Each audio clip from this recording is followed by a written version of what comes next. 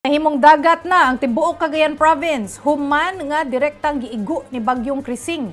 Samtang sa Batangas, giundang pag-usab ang pagpangita sa mga missing sa bungero sa Taal Lake tungod kinahanglang ibakwit ang mga residente sa palibot. Mubalita kanato si Bril Montalvo. Ita sa drone video ang grabe nga pagbaha nga resulta ni Bagyong Krising sa Santa Teresita sa Cagayan. Kining daw itsurang sapa na sa barangay Buyon, mga balay og kahumayan kana kaniadto.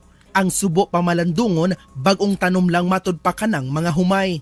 Sumala sa lokal nga panggamhanan, tanang 13 ka mga barangay sa naisgutang lungsod lubog na sa baha nga anaa sa 2 ka metros tungod sa dungan nga pag-awas sa 3 ka sapa. Apan nagsabsay-brasab kini, pero miabot sa hangtod 6 ka oras kung wala miulan.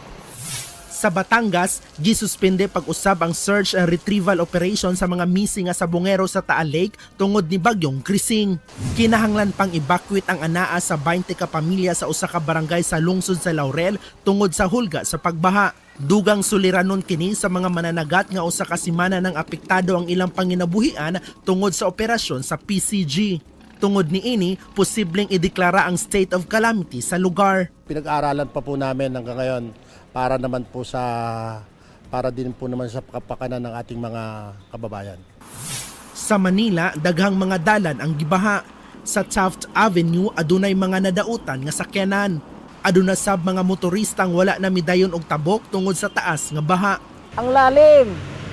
Malalim, oo. Baka bago pa yung motor ko eh. Baka masira. Sobrang lalim. Saan ka papunta pa nito? Pasay pa, ma'am. Pasay pa? Opo. Nagtrabaho, driver. Bilang driver, dito na ako.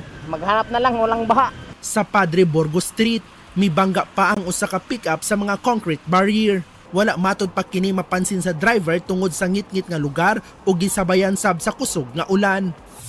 Sa Antique, miabot sa sobra 30 ka mga panimalay ang giguba sa flash flood o landslide tungod ni Bagyong Krising og habagat. Duha ang natalang nangawala. Usa ka tulay og hanging bridge sab ang naguba sa kusog nga ragasa sa baha. Ako si Bril Montalvo para sa 1PH.